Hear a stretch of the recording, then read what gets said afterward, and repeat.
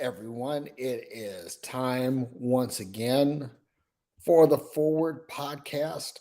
I'm Derrick Day, and I want to thank everyone who tunes in to listen to this. And I really want to thank the people who participate with questions and get online and actually make themselves somewhat vulnerable in sharing their thoughts online. Because honestly, this isn't everybody's cup of tea. It just isn't. To be able to put your thoughts in the public forum to where people can consume them is kind of a challenging thing. So I want to thank everybody who participates. And I also want to apologize to everyone because on Freeology Friday, Aaron and I, we were doing the show and I had technical difficulties. There was an internet outage throughout the entire South Tulsa area, and that impacted my ability to broadcast. And also, I was without internet for most of the day yesterday. And if you know anything about having teenagers, being without internet is a challenge. But there's something about the internet that kind of allows me to segue into today's topic. And I want to talk about perceptibility, or better yet, uh, comparison and contrasting of perceptibility and imperceptibility, and why this matters. Because people have been conditioned to operate on something known as faith. In other words, just have faith, trust the process, blah blah blah, right? Have faith in God or have faith in this. And meanwhile, there are facts. And the difference between facts and faith are the difference between perceptibility and imperceptibility. And here's the thing: not everything perceptible is perceptible by us. In other words, there are things like when you put food into a microwave oven, something imperceptible cooks your food. Radio waves, known as microwaves, actually penetrate your food and cause the molecular structure of it to heat up. But you don't see that. Also, Bluetooth. We all love Bluetooth. Bluetooth allows us to communicate between our mobile devices and some accessory.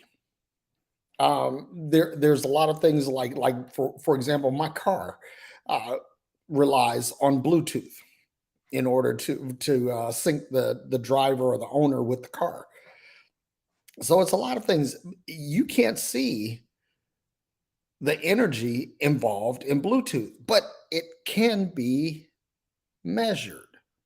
And that's what I want to get to, because I believe, or let me use a better word, because whenever you say I believe, you kind of open the door to the possibility of faith.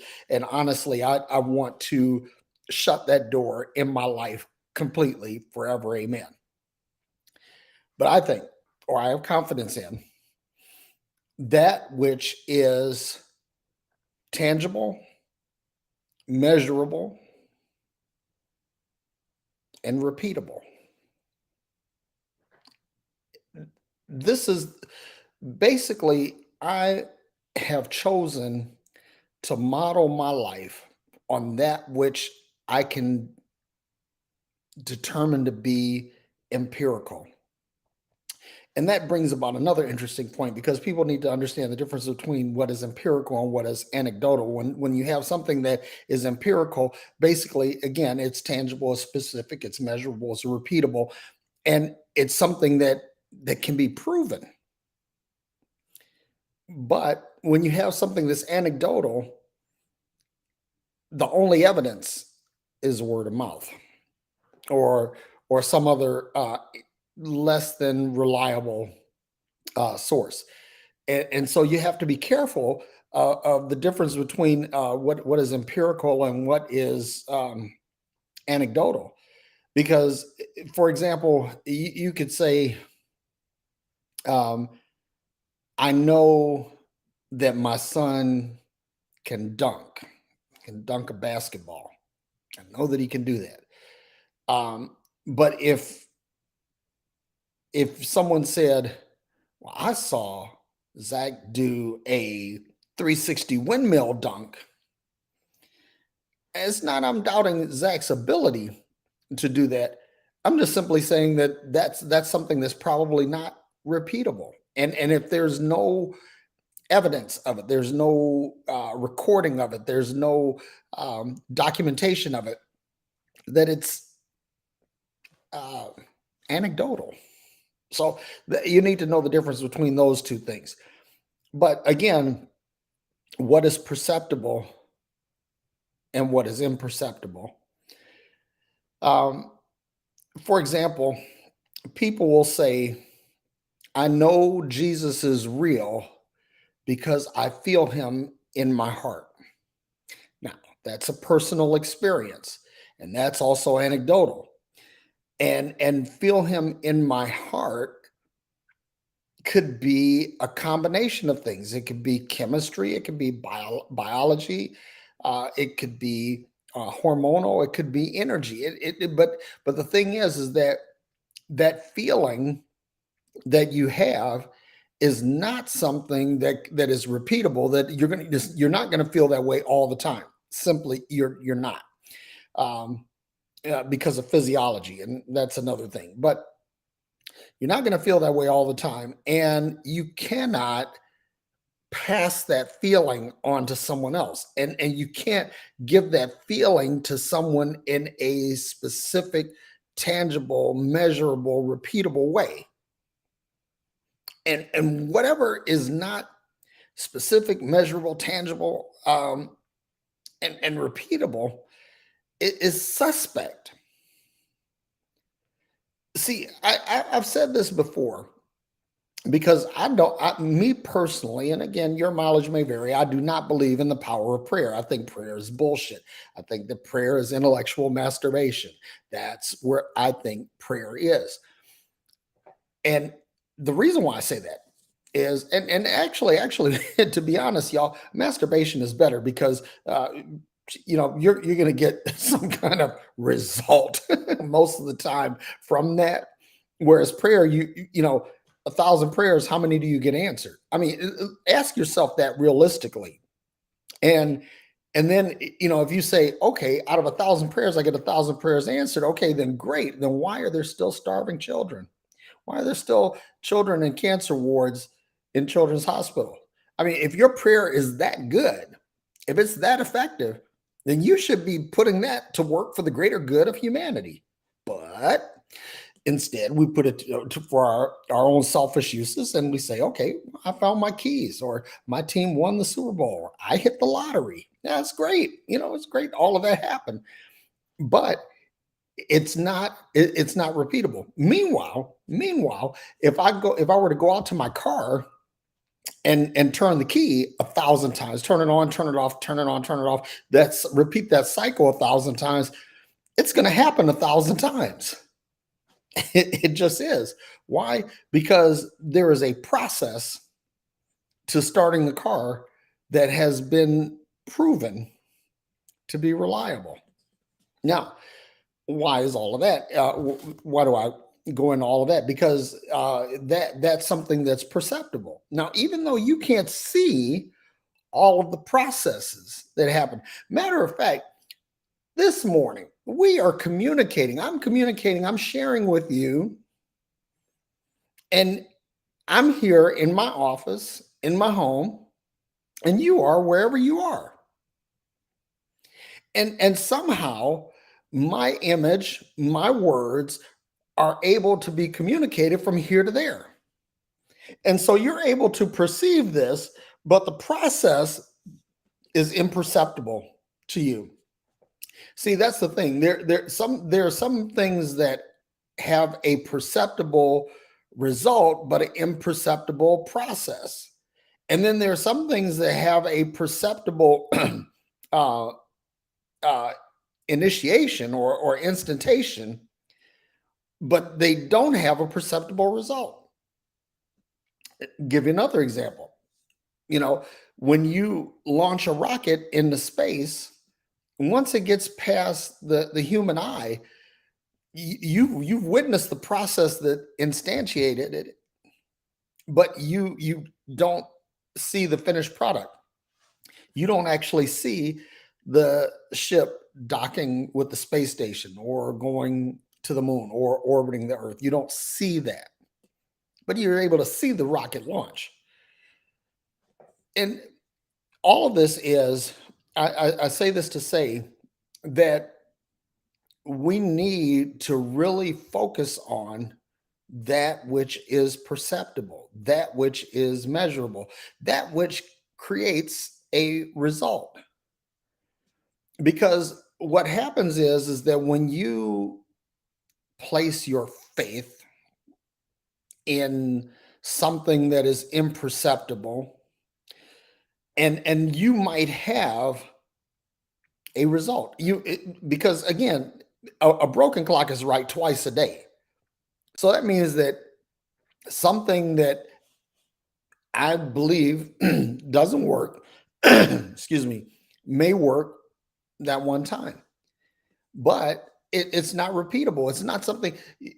This is so funny. I remember when I was preaching, uh, I actually got into a point in my life where things were formulaic. That if you pray this way, because Jesus would say, "Pray after this manner," right?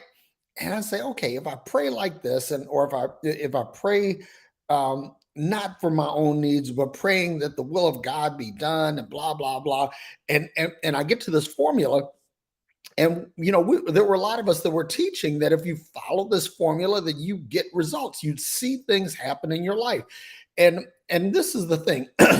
I also believe that force of will is something else, that we actually have the ability to speak things into existence. That's the whole creative aspect of humanity.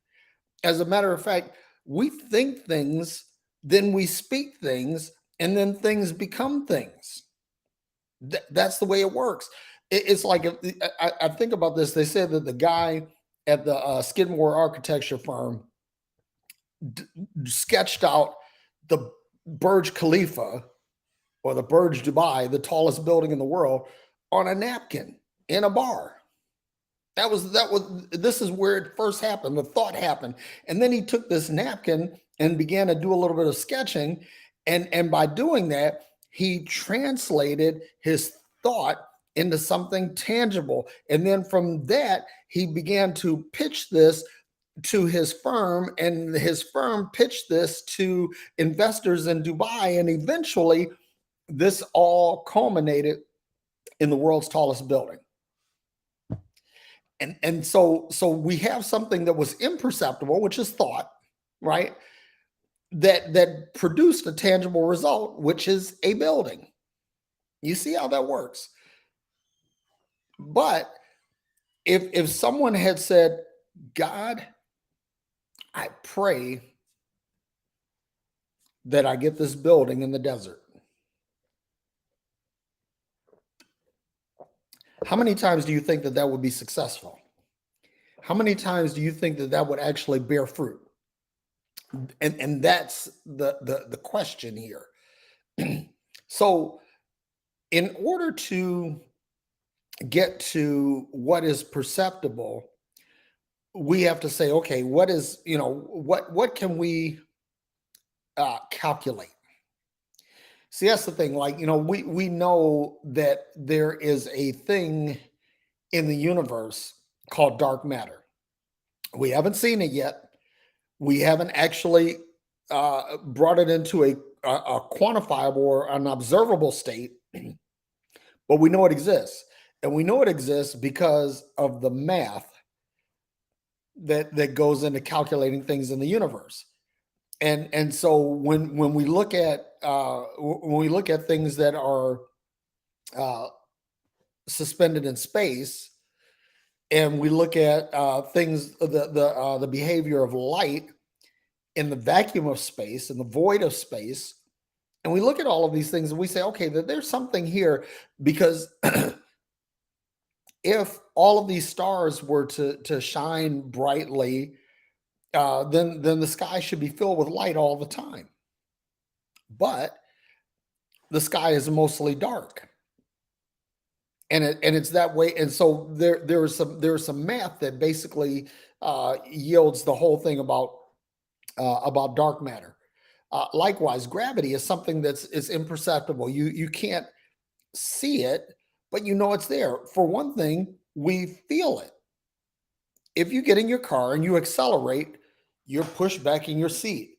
You can feel the gravity. If you turn a corner very fast, you feel the lateral load on your body, and that's the effect of gravity on your body. And gravity can be measured. Now, here's the interesting thing, is that in quantum physics, the standard model, don't ask me here, look it up. In the standard model, there is nothing that basically covers gravity. And there's this obscure quantum particle called the graviton, which people suspect is the source of gravity and the force of gravity, but that can't be proven with the standard model. However, physicists have come up with something called string theory, and string theory actually does create a way of measuring the effect of gravity on physics. So the thing is that even though it is imperceptible with the human eye, with the human senses, that there are calculations that bear this out. And that's what I'm getting at. Not everything that is perceptible by the human senses. For example, very few of us have ever seen our heart or our brain, but we know that they're there. And the reason we know that they're there is because, number one, we're alive, and number two, we experience consciousness. So the heart says that we are alive. This is, or the our living is proof that our heart is there and it is functioning, and our consciousness is proof that our brain is there and it's working. Even though you can't see you can't see the process, but you can see the result. And what I'm really trying to drive home here is that when you try to base your life on what is imperceptible, you set yourself up for personal failure and defeat. Why? Because if you are basing your life on some religious belief, some spiritual belief that cannot be that is not tangible, that is not specific, that is not measurable, that is not repeatable, what happens is that you get a result once and you get excited. And you're like, you have that proverbial glory to God moment. But then when it doesn't happen again, you're disappointed. And because you've also shared this success with others, and they begin to believe like you, but they wind up being disappointed also. So what happens is that you get a universal disappointment. And here's the real crux of this. And I thought about this today because I believe that facts, that logic, that reason, that empiricality, that these things are ultimately going to displace faith. I think that faith was fine for the primitive man because superstition was all they had. You have to understand that a lot of what we base our faith on was written by people who didn't know where the sun went at night, that didn't know why rain fell, that didn't know why the seas rose or fell. They didn't know these things. And so they wrote from the standpoint that there must be some controlling entity, there must be a God that's controlling this. But as humanity advances, we find that water rises and falls because of the tidal effect.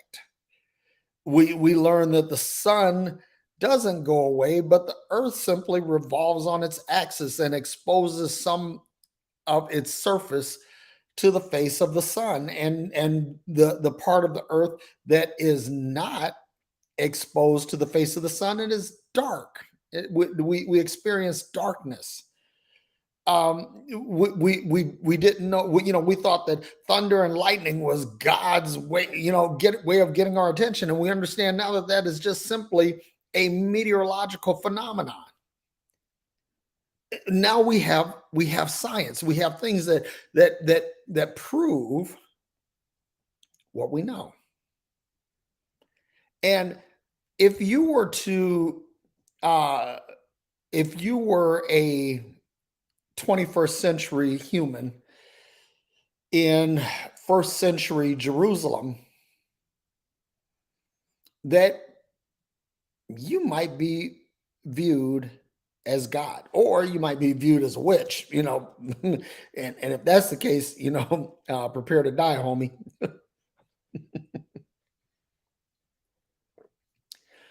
So that's the thing. It's what is perceptible, and again, not everything that is that's perceptible in instantation, that in the beginning of something, things that are perceptible at the beginning may not be perceptible at the end, but that doesn't change that it actually happens, because these things are tangible, measurable, and repeatable, right? And there are things that begin in an unseen way, but manifest in something seen. And then also, there are things that are seen at the beginning and seen at the end, but the process between them is unseen. And so all of these things are imperceptible. And what I want to say is that not everything that imperceptible is ineffective. There are many things that are imperceptible that are certainly effective. But what I'm saying is that you cannot base your life totally on that which is imperceptible. At some point, there needs to be some result. There needs to be something that has actually happened as the result of what it is that you believe, or that you place confidence in. I mean, I could think of really simple things like my car has power seats, so I can move the seat button forward, backward. I can angle the seat cushion, forward and backward. I can recline my seat, or I can move it upright. All of these different things. And I don't understand the process. Well, actually, I do understand the process, but that's another thing. I don't see the process, but I know it. I know it's there. I know it happens. So what I want to say is that, and this is where I'm going to close, and then I'm going to open this up to discussion.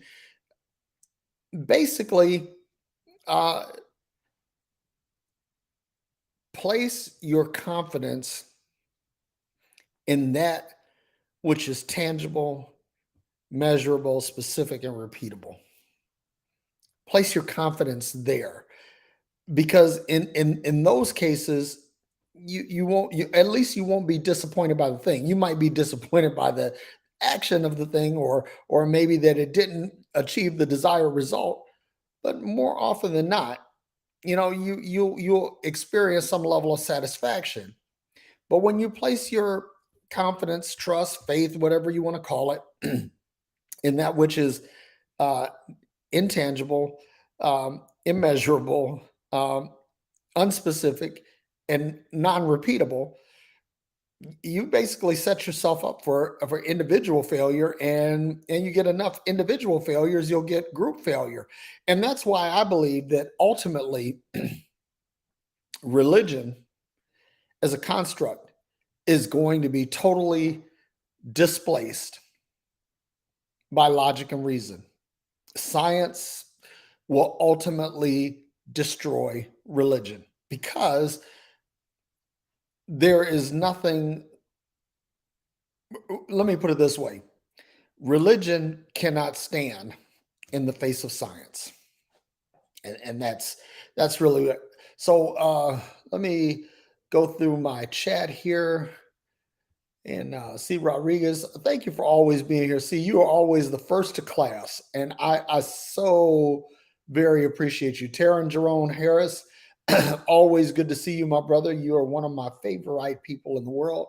Uh, Amy Walker, hello, and hello to you. Isaac Azari, hello, and welcome to you. Daryl Carlson, my man, welcome, welcome. Always good to see you. So Daryl says, interesting how thought needs physical action to become reality, and that action almost always requires others to become real. The exception being small projects which we can accomplish on our own. And that's true. But I want to take this a step further. That one of the things that why and Aaron and I had this conversation before. Why is a TV a TV? I mean, we know that in the quantum world, that observation affects outcomes. I mean, in other words, the mere fact that you're observing a quantum particle influences its outcome. So, why is a TV a TV? A TV is a TV because we agree that it's a TV. So Daryl, that kind of speaks to that point, that when basically things become physical, and they become a thing that is universally accepted when there is a universal agreement on it. And then Daryl also says that when it comes to evidence eclipsing faith, the work of Nassim Haramein is breaking this ground. He's the author of the award-winning paper, The Schwarzschild Proton, and has developed a unified field theory that unveils a specific geometric array to explain creation and the vacuum that connects all things. This is being peer reviewed and is answering the big physics questions. It is also giving evidence for basic mystical assumptions about reality. Crazy cool, but it is still being fleshed out. And C. Rodriguez says, I'm releasing false perceptions and programs. And that's good stuff too. Daryl, I have to read that article, because that's the holy grail of physics, is the unified field theory. And so you have like a lot of things. Richard Feynman had some work on that.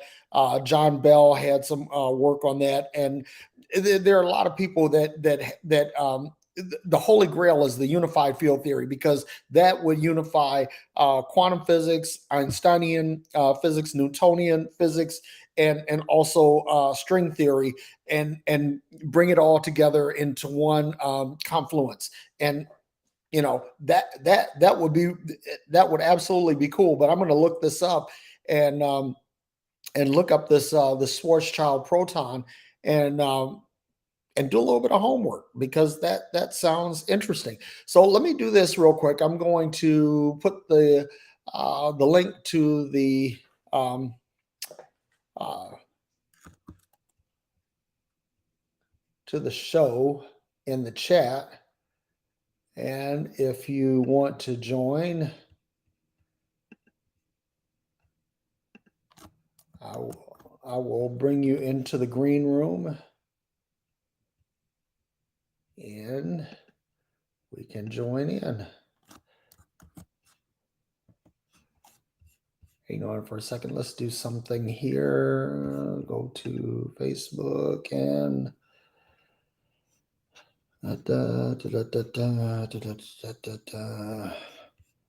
Bear with me for just a moment, y'all.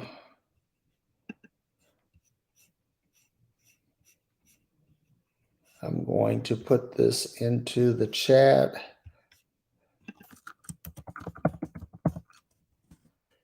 Just in case you want to join in.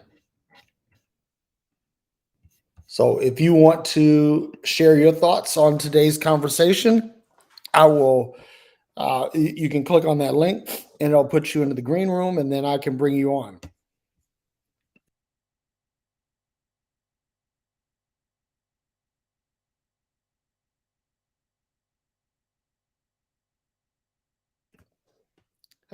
Thank you for the mute button. Yep. So feel free to join in. Feel free to join in. Would love to hear your thoughts. And if you're shy, if you're bashful, please put them in the comments and I will address them accordingly. But I hope this is a useful conversation for you.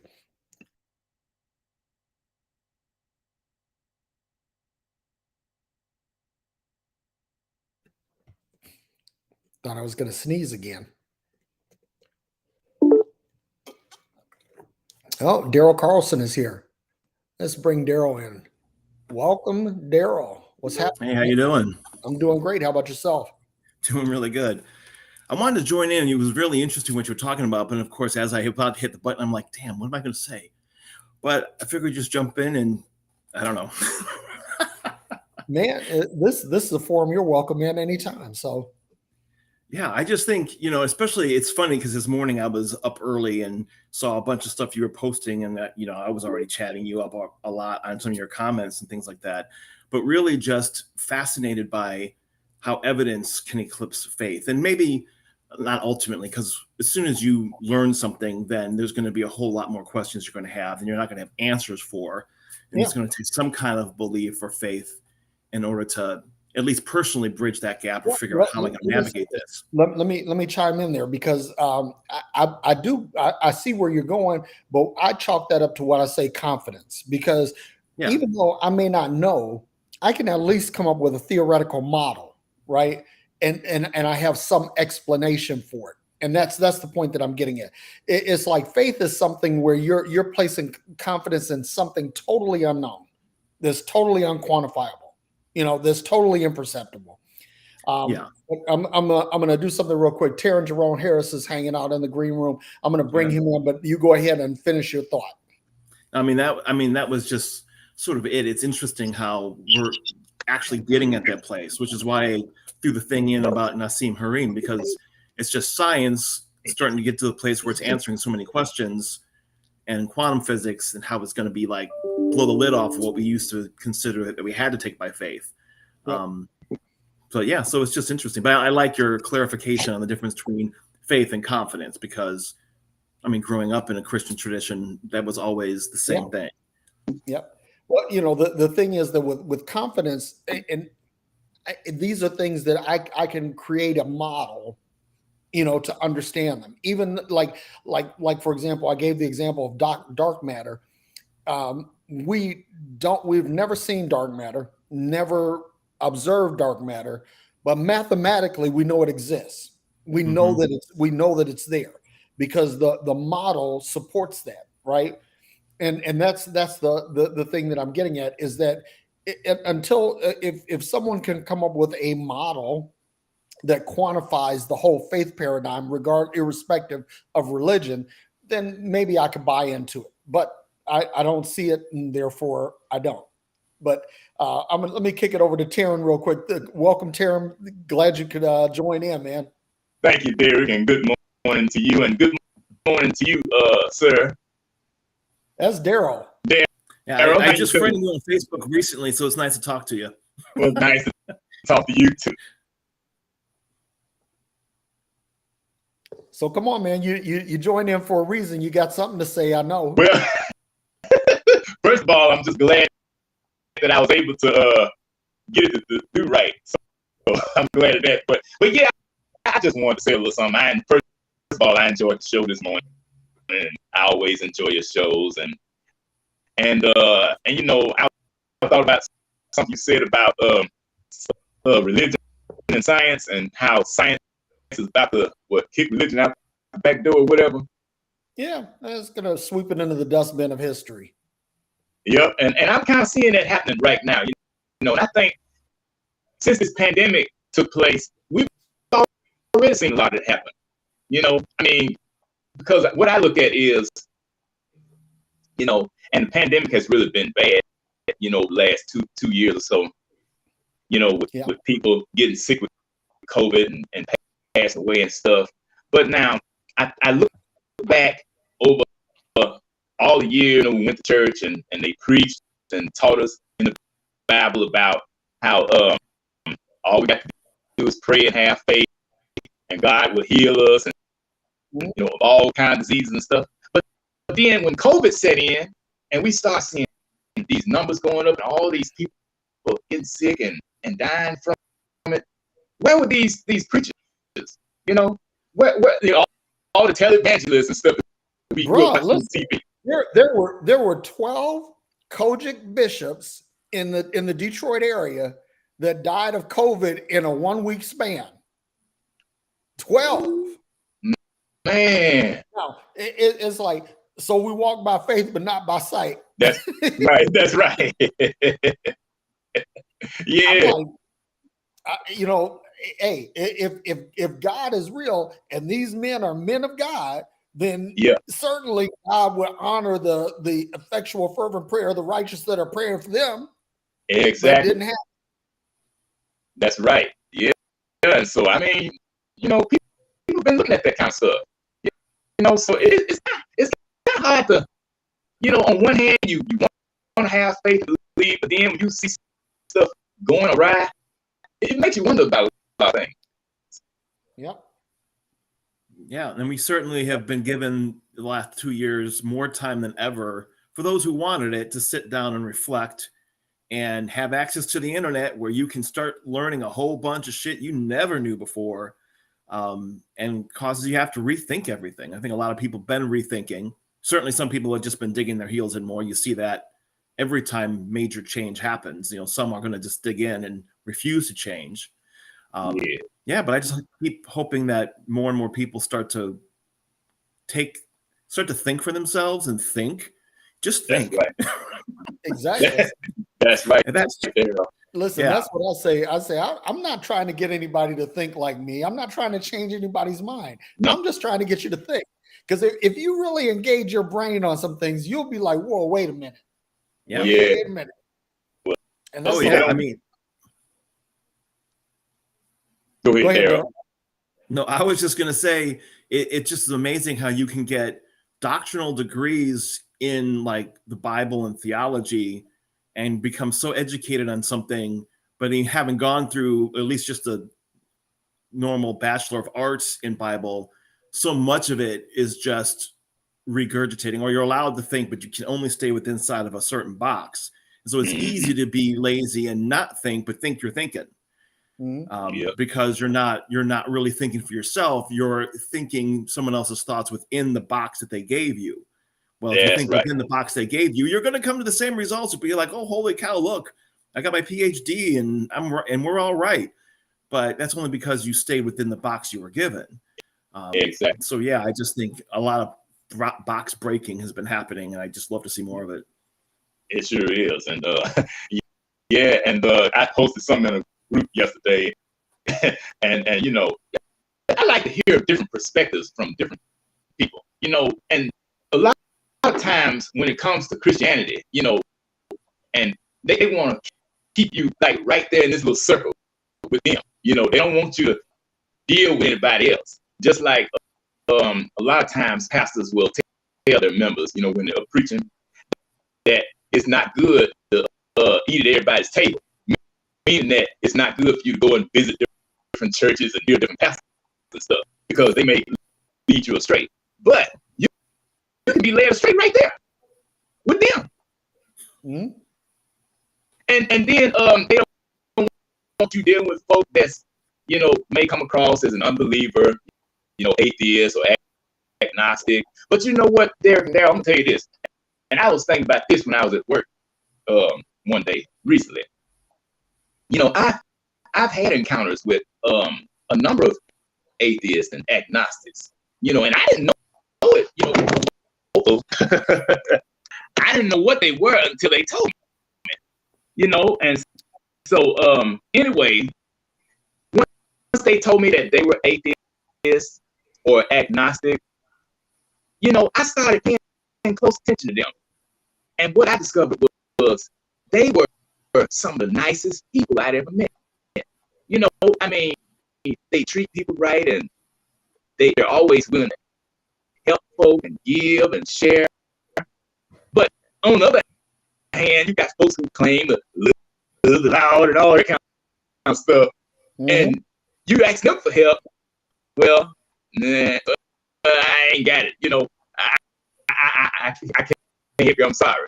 But they supposed to be showing the love of God. Yeah.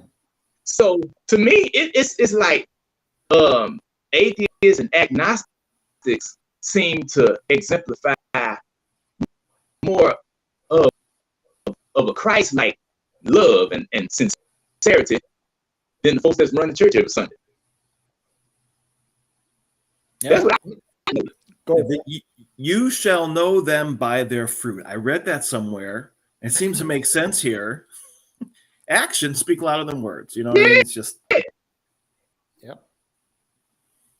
And my thing is that you don't need if you need religion to make you moral, you're really just a psychopath on a leash.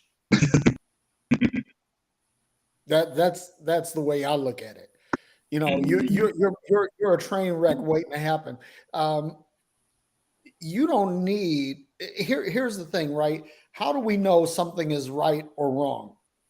And I've said this before, that if you understand, the paradigm of combat, mm-hmm. that when you see a human being have a bullet penetrate their body, it doesn't happen like it does in the movies or on TV.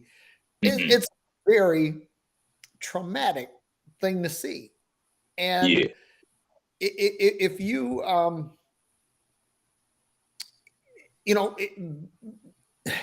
how can I say this? It's like if you see this happen, it changes you, and you understand immediately that when you see a human life snuffed out like that, there is something inside of you, irrespective of your faith, irrespective of what you believe or what you think, that that's wrong.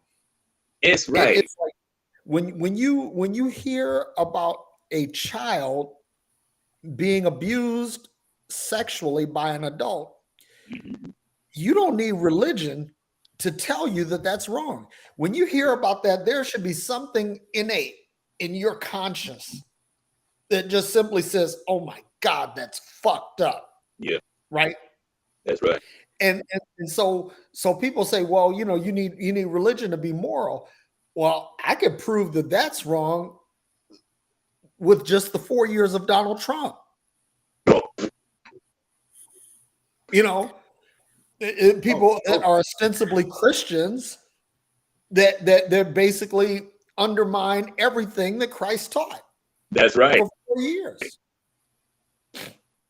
Yep. So yeah, if indeed God did allow Donald Trump to be elected, I would say he did it just to expose the falsity of Christianity. Mm-hmm. I mean, if you want to go down that road, that's more observable reality to me. I mean, I pretty much that that was more of a line in the sand for me than I just can't even say. So, yep. Yeah. Well, I totally agree.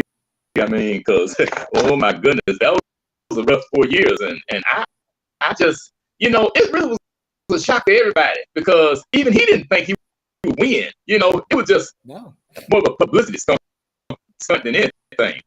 And so when he turned out to be the winner, everybody was like, "What?" Oh my goodness! But I just hope that he doesn't decide to run again.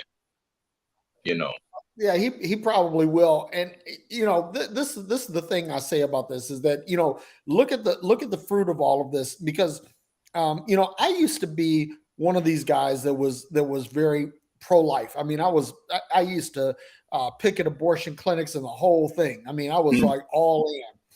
And Yeah. and then something hit me, something that happened that changed my mind, because I'm like, I'm not a woman. I I don't have a uterus.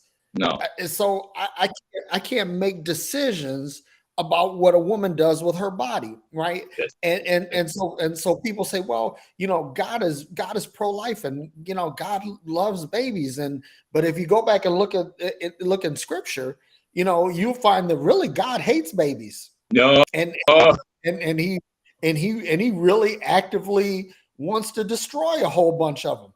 He gave commands to go out and destroy them. So, there's nothing in there that says, preserve life in the womb at all costs.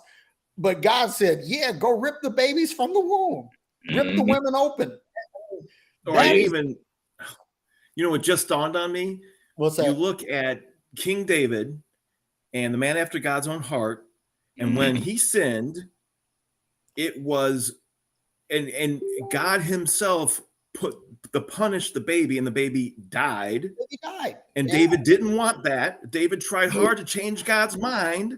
Yeah. But he begged and pleaded and fasted, and when the baby died, then he was like, okay, well, God's will be done. So I mean, in that case, the sin of the father the unwanted pregnancy resulted in God aborting the baby. Yep. It's right there. Yep. Hey, listen, how many pregnant women were on the earth when God flooded the earth?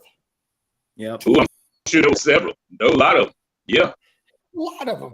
I mean, this is when humanity was really shifting into second gear. That's right. They were making some babies, and they were living for hundreds of years. So babies. Yes.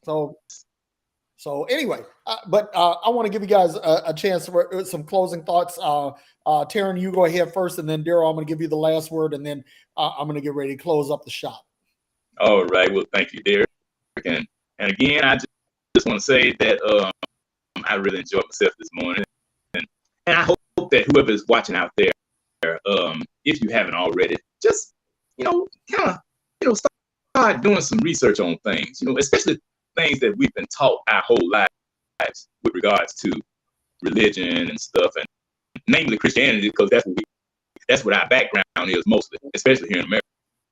So just do some research and start asking questions, and finding out some stuff, because one thing I've learned is that, they used to say on Sesame Street when I was little, asking questions is a good way to find out something. Well, it is, and doing research, there's no excuse for people to be ignorant about anything in the 21st century. Come on, with man. all this technology and all of these resources that we can tap into, I mean, there's no excuse for us to not know what time it is.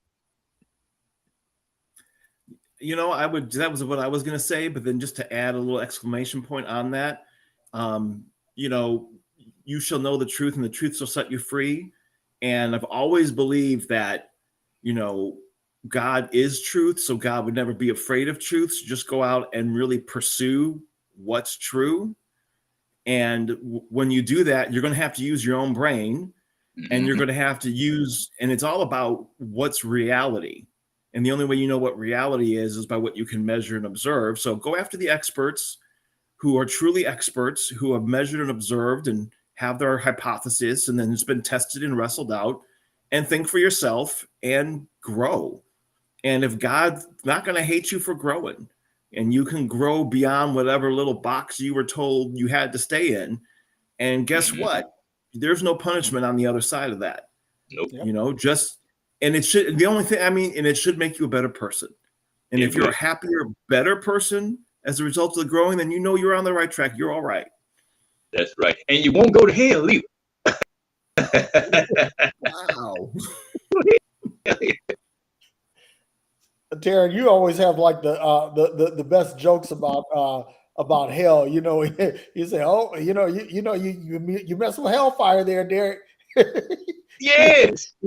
You come up with and now what part of the country do you live in, Daryl? I'm in Illinois. Okay, okay. Good old corrupt Illinois. Oh, oh my goodness, man! I tell you, you live near that town where that shooting took place. No, I live in central Illinois in Peoria. Oh, okay. I love okay. Peoria. I don't like, corrupt politicians. Yeah. But, Yeah. can't get away from that really wherever you go, I guess. Yeah, I tell you, it's corrupt people everywhere. I don't care what part of the country or the world, it's always something. Yeah. Well, down here in this Bible Belt, if you break wind too loud, you going to hell. I not only believe that the information will destroy religion, but information will destroy corruption too, because here's the thing: the more you know, the less likely you are of being abused. That's right. That's right. So as knowledge becomes more diffuse and as it gets to be more prolific, that the ability for someone to take advantage of you, that's just like stock market stuff. If you do your homework, it's hard for you to be abused, right? Yeah. It's not impossible. And my man Bernie Madoff proved that that even the smartest people can be abused. But the more information you have, the less likelihood you're going to be taken advantage of.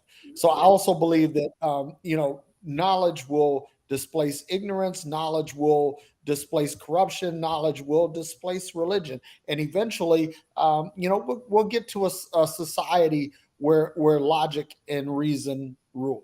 That's my take. Well, let's all hope and pray that we can survive long enough to see the all this coming to fruition. You said pray. Oh, I know what you meant. I'm just messing with you, man.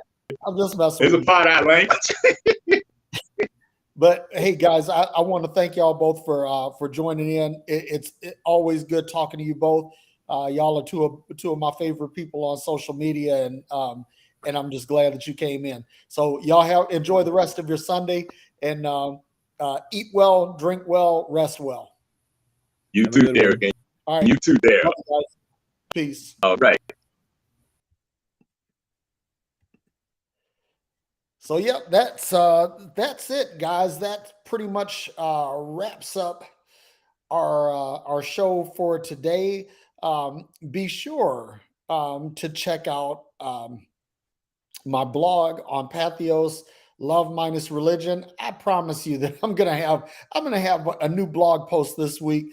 I've been kind of I don't know. I guess like not really feeling writing, but I'm going to get something out there because I have some thoughts. I have some thoughts that I want to share, and they're best expressed in printed word. And also be sure to continue to check out Phreology Friday, where Aaron Tomlinson and we take on the topics of the day. And I have a big announcement for Phreology Friday. This Friday, which that is what? Heck, I don't know what the, the 9th. So July the 15th at 7 p.m., we have a special guest on Phreology Friday. And I'm going to tell you something. She is going to absolutely rock your paradigms, rock your thinking, and rock your world. And that's all I'm going to tell y'all for now. We'll get some more information out as the week goes on. We'll begin to roll out a little bit more, but I'm really excited about next Friday, and so is Aaron. So we're really excited. But until the next time, may you be happy, may you be well, may you be filled with peace.